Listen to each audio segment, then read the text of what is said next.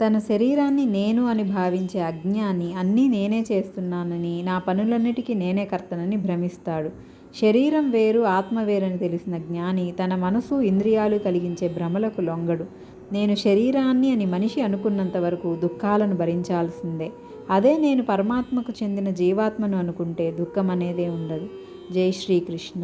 3వ అధ్యాయం కర్మయోగంలోని 27వ శ్లోకము.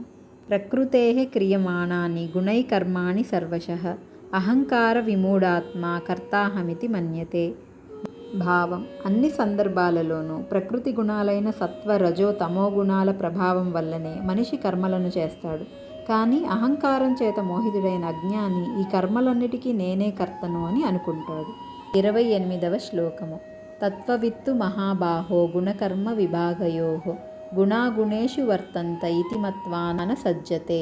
భావం: మహాబాహువులు కలిగిన ఓ అర్జున, గుణ విభాగము, కర్మ విభాగములలో ఉన్న తత్వాన్ని తెలుసుకున్న జ్ఞాని ప్రకృతి గుణాలు ప్రభావితం చేస్తున్న ఇంద్రియ విషయాల పట్ల ఆసక్తిని పొందడు అని భావం.